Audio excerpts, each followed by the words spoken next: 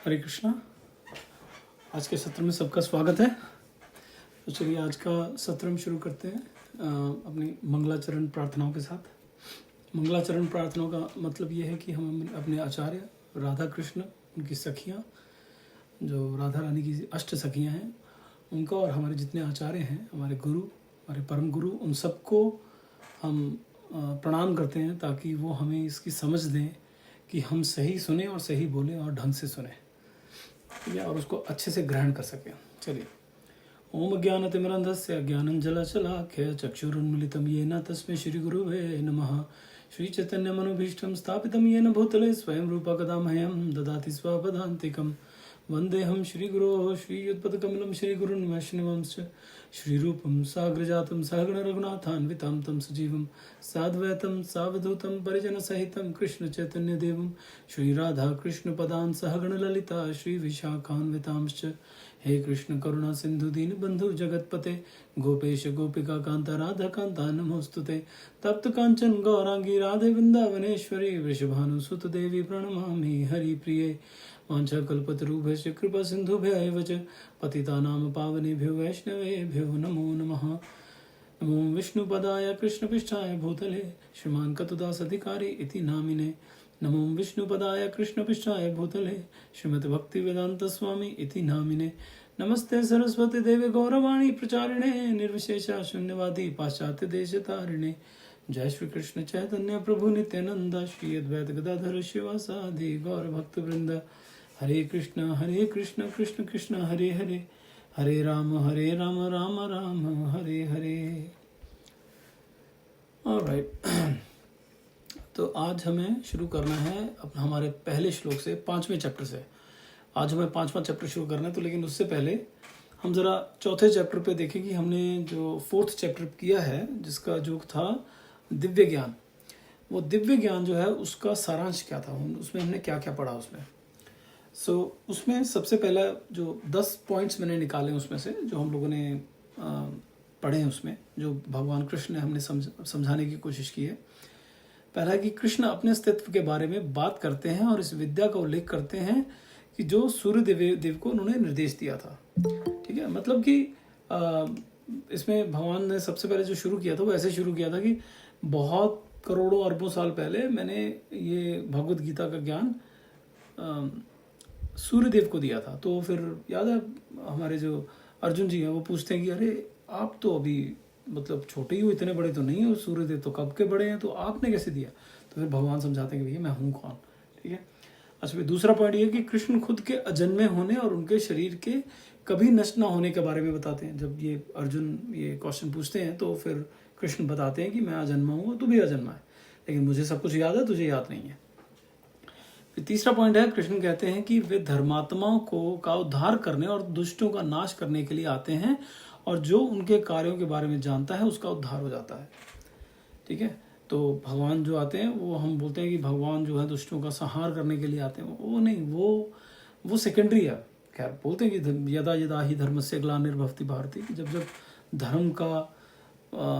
धर्म बिल्कुल डाउन होना शुरू होता है फिर भगवान आते हैं, उसको सेट करने आते हैं। तो उनका मतलब क्या होता है करने का, जैसे भागवत गीता बोल दिया, ऐसे भगवान बीच बीच में या खुद आते हैं या अपने लोगों को भेजते हैं ताकि धर्म जो है वो बना रहे। तो अगर हम थोड़ी सी अपनी हिस्ट्री देखें ना, पिछले 1000 साल की, 2000 साल की, तो हम देखेंगे रेगुलर इंटरवल पे ना कोई बुद्धिजीवी या कोई बहुत शक्तिशाली राजा जो कि बहुत धार्मिक था, या बहुत कोई ऐसा ऋषि या ऐसा मुनि, ऐसा कोई विद्वान पैदा हुआ जो कि बहुत ही अपने फील्ड में बहुत ज़्यादा तेज था, और उसने धर्म का प्रचार किया। अलग अलग तरह से, अलग अलग समय में, अलग अलग तरह से उन्होंने धर्म का प्रचार किया।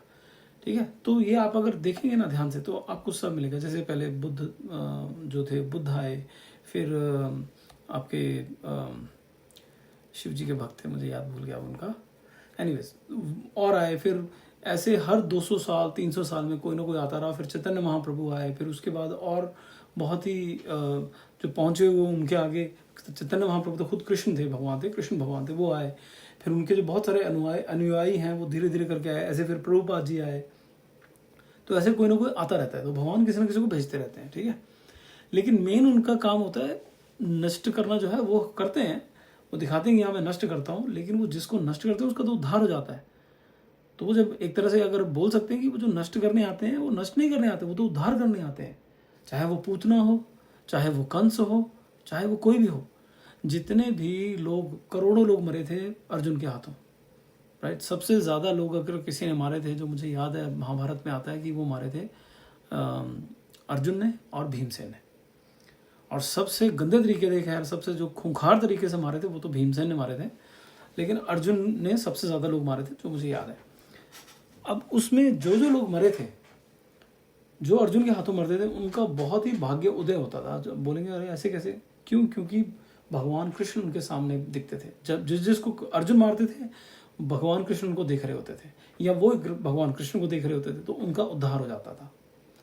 ठीक है। ऐसे ही एक श्लोक है इसमें, मुझे श्लोक तो नहीं याद है, जो ये है भीष्म पितामह, वो कहते हैं कि वो जब आते हैं ना अर्जुन के सामने, वो अर्जुन पे तो ध्यान बाद में जाता है उनका, पहले तो कृष्ण पे ध्यान जाता है कि यार कि देखो क्या मतलब सज धज के जो बैठे हुए हैं, और उनके जो ब्लड निकल रहा है ना, क्योंकि वो सामने बैठे हैं, तो जो तीर मारते हैं सामने वाला, वो कोशिश करता है कि अर्जुन के रथ के घोड़े और जो सारथी है उसको खत्म कर दिया जाए।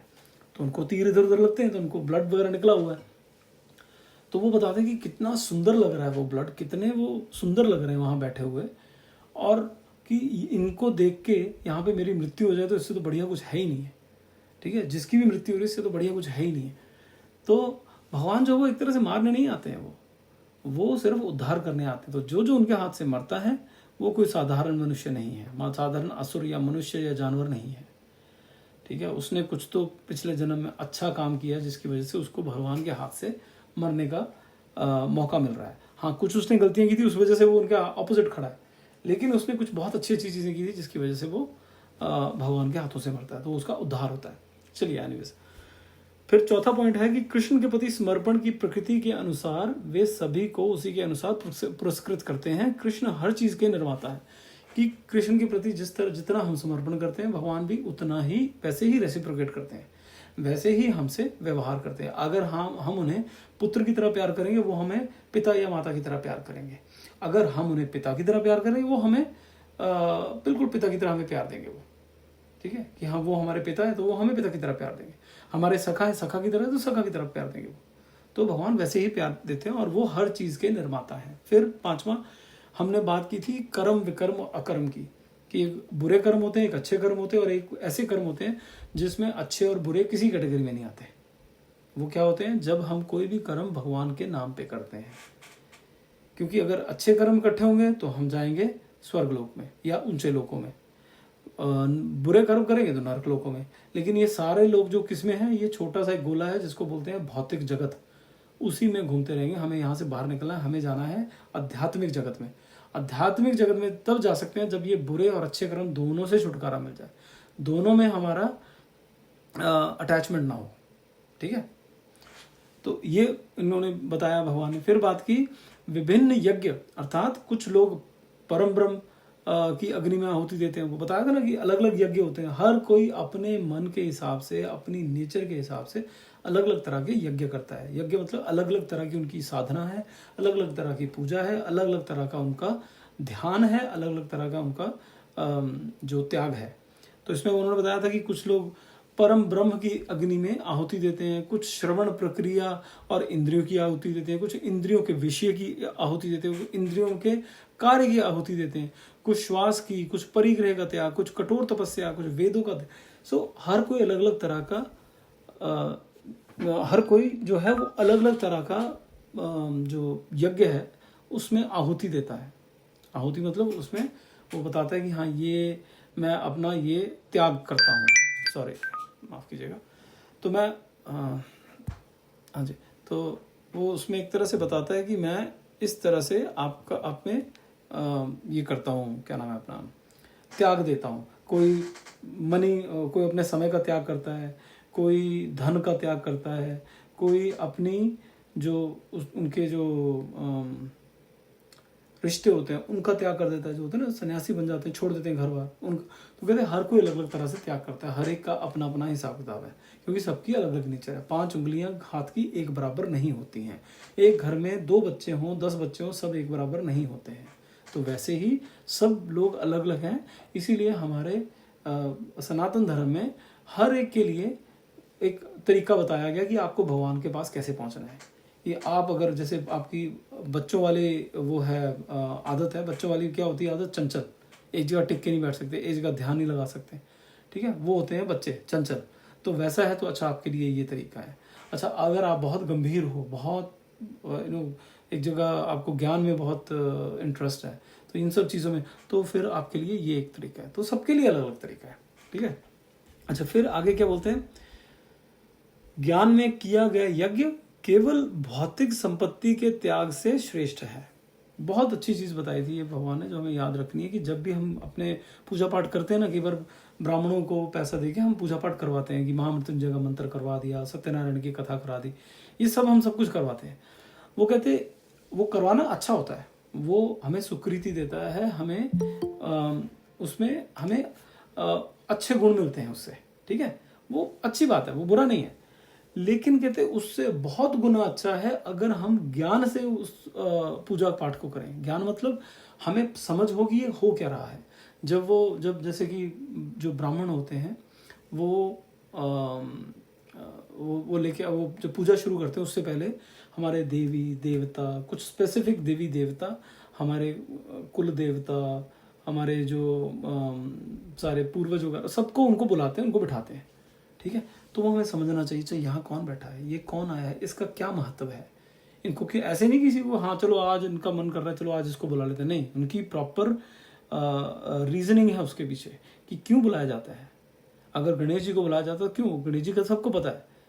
कुल देवताओं को क्यों बुलाया जाता है, किसी को कोई भी जो देवी देवता है, ब्रह्मा जी को क्यों बुलाया जाता है, शिव जी को क्यों बुलाया जाता है, जो ये अपने विष्णु जी हैं इनको क्यों बुलाया जाता है, वो सबका, और उनको जो बिठाते हैं कहाँ पे बिठाया जाता है, हर एक का एक रीजन होता है।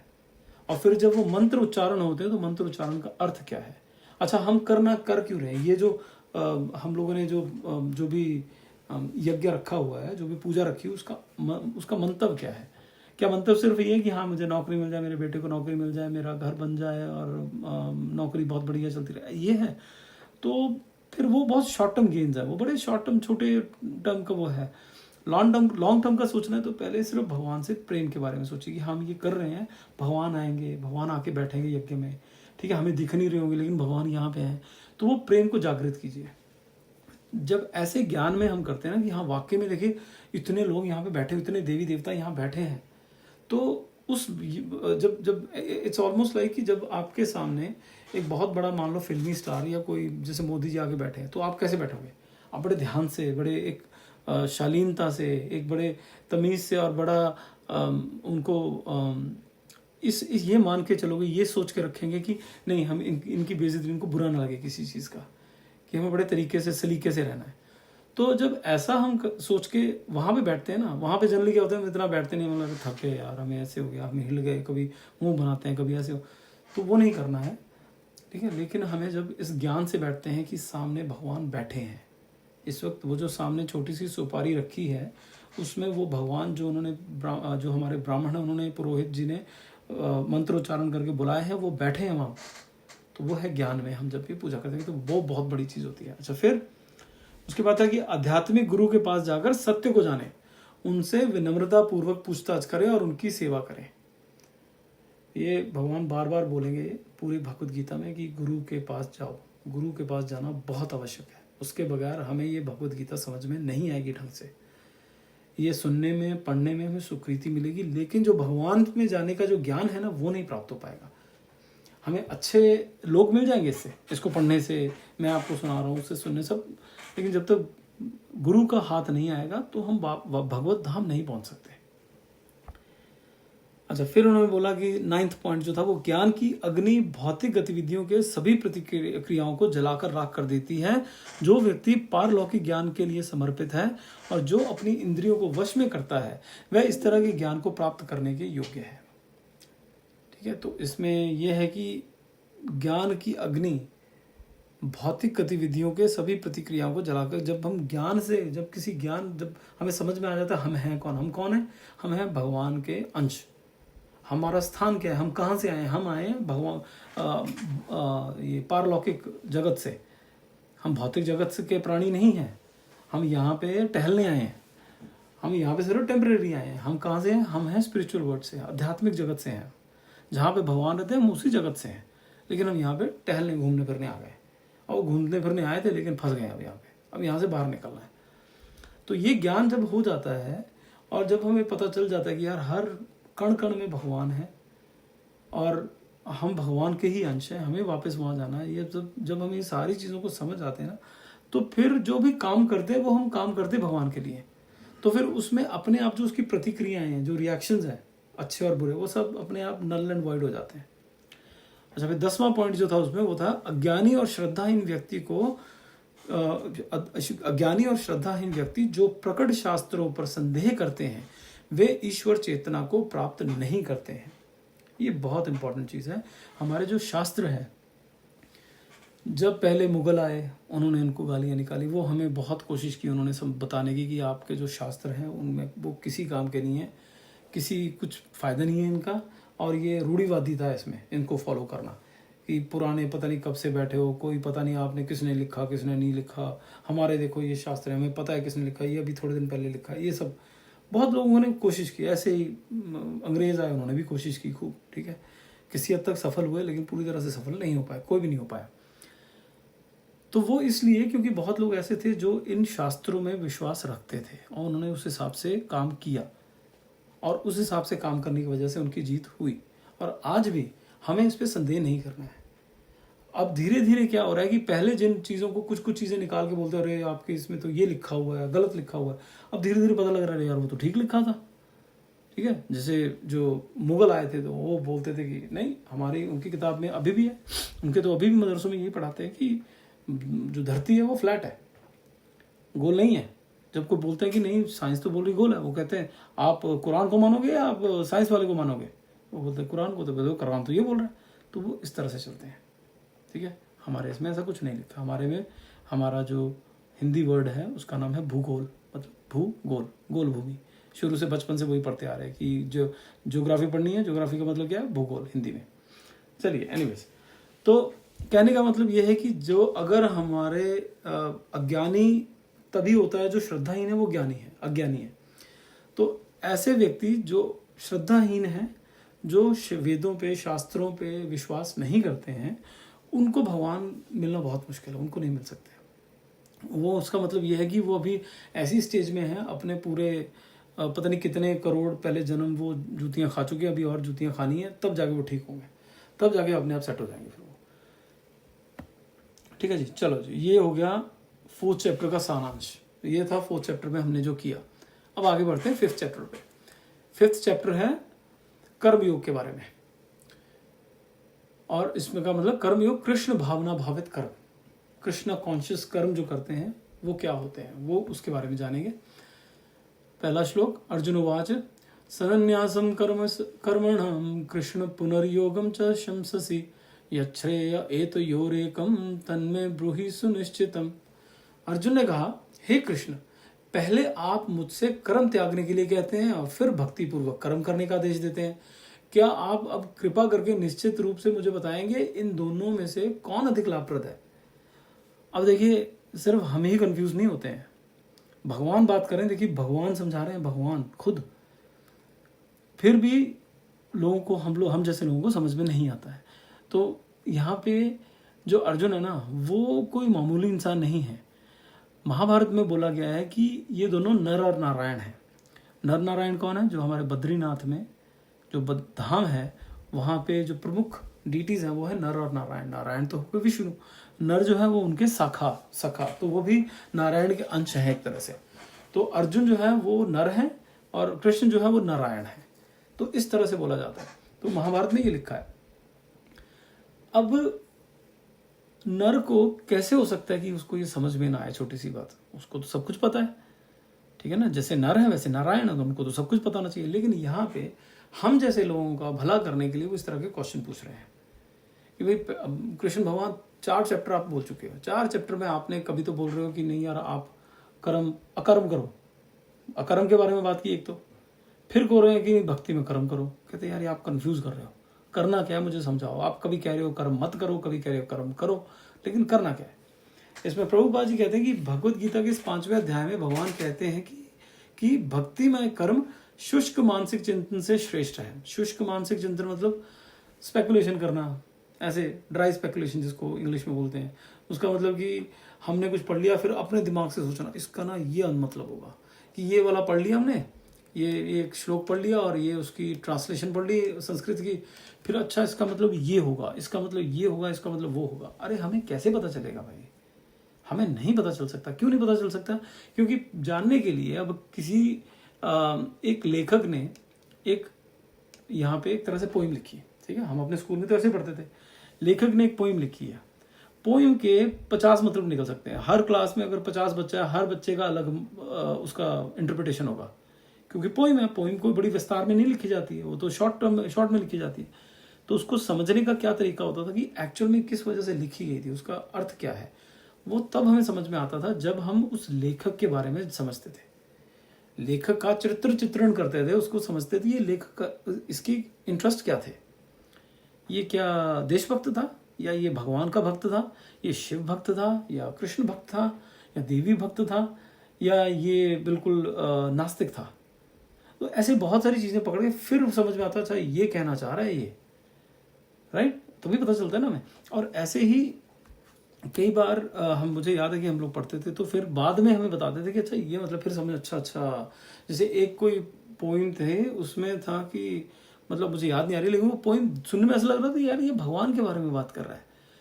लेकिन जब पता चला कि वो भगवान को ज़्यादा नहीं मानता था, वो देशभक्त था बहुत बड़ा, तो वो देशभक्ति के लिए लिखा था उसने, तो उसको भगवान की तरह मान के उस तरह से उसने लिखा था। तो जो बाकी जो भक्त बंदा उसको पढ़े होगा ये तो भाई भगवान के बारे में लिखा है इसने, लेकिन उसने एक्चुअली वो देशभक्ति के लिए देश के बारे में लिखा था, देश के लिए लिखा था। तो कहने का मतलब ये, कमिंग बैक ओवर हियर, कि हम जो कह रहे हैं कि स्पेकुलेशन, ड्राई स्पेकुलेशन या मानसिक चिंतन करना, वो क्या है कि हम कुछ पढ़ लेते हैं और फिर उसको समझने की कोशिश करते हैं। वहां से हमें उसको समझने के लिए पहले समझना होगा उसके लेखक को, जिसने बोला है उसको समझो, तब आपको समझ में आएगा ये क्या है। अब आप सोचो, इसको समझने के लिए हमें पहले समझना पड़ेगा व्यासदेव जी को जिन्होंने ये लिखा है, और जिन्होंने ये बोला है जो कि कृष्ण जी को। अब इन दोनों को समझ लिया तो उसी समझने के लिए ये सब कर रहे हैं हम लोग। तो ये तो वो हो गया ना, पहले मुर्गी या अंडा, कौन आया। लेकिन यहाँ पे हमें कृष्ण को समझना है और व्यासदेव जी को समझना है। बेसिकली वो भी कृष्ण ही थे, तो क्या वे कृष्ण जी को समझना है। इसीलिए कहा जाता है कि गुरु के पास जाओ, ठीक है। यहाँ पे मतलब वो मुर्गी और अंडे वाले यहाँ पे प्रॉब्लम नहीं है, यहाँ पे प्रॉब्लम बड़ा सोल्यूशन सीधा है कि ये नहीं, यहाँ पे तो है भाई, आप पहले आप गुरु के पास जाओ। और गुरु कौन? गुरु ऐसा नहीं किसी ने भी अगर अपनी दुकान खोली हुई कि मैं गुरु हूँ, वो नहीं। गुरु वो जो भगवत गीता के अनुसार जीता है, जिसकी जिंदगी जो है वो भगवत गीता के अनुसार चलती है, उसी के हिसाब से उसका सुबह होती है, उसी के हिसाब से रात होती है, उसकी जिंदगी पूरी उस हिसाब से चलती है।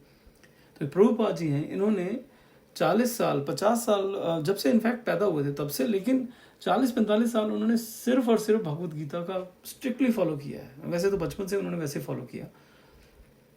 तो हम ऐसे किसी से सुनेंगे जो कि कृष्ण को जानता है, हम उससे सुनेंगे कि हाँ इसका कृष्ण क्या बोलना चाह रहे थे, क्योंकि ये प्रभुपाद जी हैं, कृष्ण को जानते हैं। ऐसे गुरु को ऐसे को पकड़ना है जो कृष्ण को पहचानता है, जो कृष्ण जी को जानता है, तभी वो समझा पाएंगे इसका मतलब। अदरवाइज हम लोगों का समझने का तरीका क्या होता है, मेरी उम्र है जैसे 50 साल, तो मेरे को 50 साल में जो जो एक्सपीरियंस हुए हैं, मैं उस हिसाब से इसका मतलब निकालने की कोशिश करूंगा। क्योंकि मेरी जो नॉलेज है, मेरा जो विजडम है, जो मेरी समझ है, वो किसके हिसाब से, मेरी एक्सपीरियंसेस के हिसाब से है कि मैंने अपनी ज़िंदगी में क्या क्या देखा है। किसी ने कम देखा है, किसी ने ज़्यादा देखा है, बट वो ठीक तो नहीं है, वो तो बिल्कुल मतलब सबके लिए तो ठीक नहीं हो सकता। तो इसलिए हम ऐसे के पास जाते हैं जो उसके सब्जेक्ट मैटर एक्सपर्ट्स हैं, जो उस सब्जेक्ट में बिल्कुल एक्सपर्ट्स हैं, जिन्होंने वो सब्जेक्ट जो है वो 40-50 साल तक अच्छे से उसकी पीएचडी कर रखी है। उनके पास जाइए, उनसे पूछिए। तो वो यहाँ पे कह रहे हैं कि जो जो ये हमारे भक्ति में कर्म होते हैं ना, जो भक्ति में कर्म कर रहे हैं, वो हमारी जो मेंटल स्पेकुलेशन है से बहुत अच्छे होते हैं। अच्छा, फिर प्रभुपाद कहते हैं कि भक्ति में सेवा सरल है क्योंकि ये प्रकृति में पारलौकिक होने के कारण व्यक्ति को प्रतिक्रिया से मुक्त करती है। दूसरे अध्याय में आत्मा के प्रारंभिक ज्ञान और भौतिक शरीर में उसके उलझाव को समझाया गया, राइट। दूसरे वो बताया था ना कि बॉडी क्या है, ये फर्क क्या है हमारी, कि हम ये शरीर नहीं है, हम ये आत्मा है, ये समझाया गया था। फिर बुद्धि योग के बारे में बात की। फिर तीसरे अध्याय में समझाया गया कि जो व्यक्ति ज्ञान के स्तर पर स्थित है उसे अब कोई कर्तव्य नहीं करना है, कि जिसको ज्ञान हो गया कि भगवान कौन है क्या है, उसके कोई वो ऋण जो होते हैं वो नहीं रह जाते, उनके कोई कर्तव्य नहीं रह जाते, क्योंकि वो जो कर रहे हैं वो कर्तव्य अपने आप होते जाते हैं। फिर चौथे अध्याय में भगवान ने अर्जुन से कहा कि सभी प्रकार के यज्ञ कर्म ज्ञान में परिणत होते हैं, कि जितने भी यज्ञ हम करते हैं, जो भी काम होते हैं, वो जब ज्ञान में हो जाते हैं तो ज़्यादा अच्छे रहते हैं। और फिर उन्होंने सब करके बोला कि अर्जुन तू पूर्ण ज्ञान में स्थित होकर जाग, और युद्ध करने की उनको सलाह दे दी। तो वो कह रहे हैं कि मैं कंफ्यूज हो रहा हूँ, तो प्रभुपाद कह रहे हैं कि उसमें भक्ति में कर्म और ज्ञान में अकर्म दोनों के महत्व पर एक साथ जोर दे दिया। ठीक है, क्या भक्ति में कर्म करो और ज्ञान में अकर्म करो। ज्ञान में उन्होंने अकर्म बता दी कि अकर्म क्या होता है जी, कि भगवान के नाम पे जो भी काम करोगे वो अकर्म है, कि लेकिन वो उसका मतलब ये भी निकलता है कि नहीं कोई काम नहीं करना है। एक में बोला है कि काम को छोड़ दो, एक में बोला कि काम को पकड़ो, मतलब कर्म जो है उसको पकड़ो। तो वो वहां पे कह रहे हैं यार ये मेरे को समझ में नहीं आ रहा। ठीक है, अब आगे बढ़ते हैं। 5.2 श्री भगवान उवाच सनन्यासः कर्मयोगश्च निःश्रेयस्य करावुभौ तस्तयोस्तु कर्म सनन्यासात् कर्म योगो विशिष्यते। श्री भगवान ने उत्तर दिया, मुक्ति में तो कर्म का परित्याग तथा भक्ति में कर्म दोनों ही उत्तम है। ठीक है, मुक्ति के लिए कर्म का परित्याग तथा भक्ति में कर्म जो कि कर्म योग है, दोनों ही उत्तम है, किंतु उन दोनों में से कर्म के परित्याग से भक्ति युक्त कर्म श्रेष्ठ है। कि या तो आप सारे कर्म छोड़ दो, एक तो तरीका होता है कि जंगल में चले जाओ, सब कुछ छोड़ छाड़ दो, रिश्ते छोड़ दो, नाते छोड़ दो, नौकरियां छोड़ दो, कुछ नहीं चाहिए, आप जंगल में जाओ वहां पे जाके। एक तो ये है, वो है कर्म का त्याग, पूरी तरह कर्म का परित्याग। एक है आप यहीं रहो, बच्चे भी पालो, बीवी के साथ भी रहो, माँ बाप को भी देखो, सब कुछ करो, अपनी सोसाइटी को भी देखो, अपनी कम्युनिटी को देखो, सबको देखो, लेकिन जो करना है उसको इस हिसाब से करो कि मैं भगवान की सेवा कर रहा हूँ, भगवान के लिए कर रहा हूँ, मैं ये कृष्ण के लिए कर रहा हूँ। ये है भक्ति में कर्म, और या फिर इसको कर्म योग भी बोल सकते हैं। ठीक है, तो कहते हैं इन दोनों में ये जो दूसरा मैंने बताया वो ज्यादा ऊंचा है, उसकी इंपॉर्टेंस ज्यादा है, उसमें फल भी ज्यादा प्राप्त होता है। कि जो हम कर्म जो संन्यास ले लेते हैं, यानी कि उनका जो मिलेगा, उनको फल मिलेगा वो ज्यादा मिलेगा। ठीक है, जो जितना फल उनको मिलेगा उतना फल जो कि यहाँ पे बैठा हुआ है इंसान, जो घर में बैठा है और घर में बैठ के वो सब पूजा पाठ करता है, भगवान का नाम लेता है, भगवान के बारे में सोचता है, भगवान के लिए सब कुछ करता है, वो भी उतना ही उसको फल मिलेगा, उतना ही जल्दी वो वापस पहुंच जाएगा। ठीक है जी। अच्छा, इसमें प्रभुपाद जी क्या कहते हैं, सकाम कर्म मतलब जिसको कि इंद्रिय तृप्ति की चाह बोलते हैं ना, सकाम कर्म वो होता है कि जो ऐसा कोई कर्म करना जिससे मुझे कुछ ना कुछ प्रॉफिट मिले, बेनिफिट मिले, और मेरी इंद्रियां जो वो तृप्त हो। ठीक है, कहते भौतिक बंधन का कारण है, यही है भौतिक बंधन का कारण। ये हम सबने गांठ मार के रख लेना है कि हम जो ये सब जगह हम जो भी काम करते हैं वो इसलिए करते हैं कि हमारी इंद्रियां तृप्त हों। ठीक है, कभी आंखें तृप्त करनी है, कभी कान तृप्त करने हैं, कभी नाक तृप्त करना है, कभी जीभा तृप्त करनी है। इन सबको तृप्त करने के चक्कर में ही हमें बार बार ये जन्म लेने पड़ते हैं। ठीक है, कहते जब कोई शारीरिक सुख के स्तर को सुधारने के उद्देश्य से गतिविधियों में लगा रहता है, तब तक वह निश्चित रूप से विभिन्न प्रकार के शरीरों में जाता रहेगा, जिससे भौतिक बंधन निरंतर जारी रहेगा। कहते जब तक वो शारीरिक सुख के स्तर को सुधारने के उद्देश्य से हम जब तक वो सोचेंगे नहीं हमें अपना शरीर का सुख सुधारना है, बड़े घर बनाओ, अच्छे मतलब और मेहनत करो, एसी लेके आओ और मेहनत करो, बड़ी बड़ी गाड़ियां लेके आओ, जब तक ये सब चलता रहेगा तब तक हम वापस यहाँ पे आते रहेंगे। मैं छोटा सा एग्जांपल बताता हूँ। हमारे गुरु महाराज मेरे गुरु महाराज हैं, वो वृंदावन में रहते हैं ज़्यादातर, लेकिन वो सारा साल पूरा ट्रैवल करते हैं कभी कनाडा, यूएस और बीच में कभी कभी यूके भी जाते हैं। अभी थोड़े ज़्यादा बुजुर्ग होंगे तो अभी नहीं जाते, लेकिन यूएस और कनाडा ज़रूर आते हैं। यहाँ पे उनके शिष्य हैं तो उनके पास जाते हैं और प्रचार करते हैं, और लोगों से, नए नए लोगों से मिलकर प्रचार करते हैं भगवान का नाम का। सबको ये बोलते हैं कि भगवान का नाम लो। तो अब उनकी तबीयत हो गई बहुत ख़राब पीछे, ठीक है, तो 4-6 महीने पहले, 6-7 महीने पहले उनकी तबीयत बहुत ख़राब थी। तो कुछ ऐसी बीमारी थी कि अब वो चलना फिरना बहुत मुश्किल हो जाएगा। लेकिन भगवान की दया रही, ठीक है, और उन्होंने मतलब थोड़ा सा कोई योगा वगैरह कुछ किया तो जिससे भी थोड़ा सा रिकवर हुए। लेकिन अभी भी डॉक्टर मना कर रहा है, यार उनको ट्रैवल मत कराओ तो अच्छा है। अब लेकिन वो कहते हैं कि अगर मैंने ट्रैवल नहीं करना है, अगर मैंने प्रचार नहीं करना है, अगर मुझे एक जगह बैठना है तो मुझे जीना क्यों है? मैंने क्या करना है जी के? फिर मैं चलता हूँ, मैं जाता हूँ कृष्ण के पास, ठीक है, राधा कृष्ण के पास जाता हूँ। मुझे यहाँ पे बैठ क्या करना है अगर मैं यहाँ पे प्रचार नहीं कर रहा? क्योंकि उनके गुरु की आज्ञा यही थी कि प्रचार करो। तो कह रहे मैं प्रचार नहीं कर रहा तो मुझे क्या करना है? तो वो देखिए इतनी बुरी हालत है उनकी, लेकिन वो भी कनाडा में आए हुए हैं और वहाँ पे आके ये नहीं कि आराम से बैठे हैं कि चलो जी आराम करेंगे कनाडा में बैठ के, जी कनाडा के वो मिठाइयाँ खाएंगे, करो नहीं, वो यहाँ पे सिर्फ प्रचार कर रहे हैं। बहुत बुरी हालत है, बहुत तबीयत ठीक नहीं है उनकी, लेकिन वो दिखाते नहीं है और वो प्रचार कर रहे हैं और सिर्फ प्रचार के लिए यहाँ पे आए हुए हैं। तो ये एक जो है मतलब उन्होंने क्या करना है? वो 80-85 साल की उम्र के हैं, अभी क्या करना है उनको? क्या चाहिए उनको? कुछ नहीं चाहिए उनको।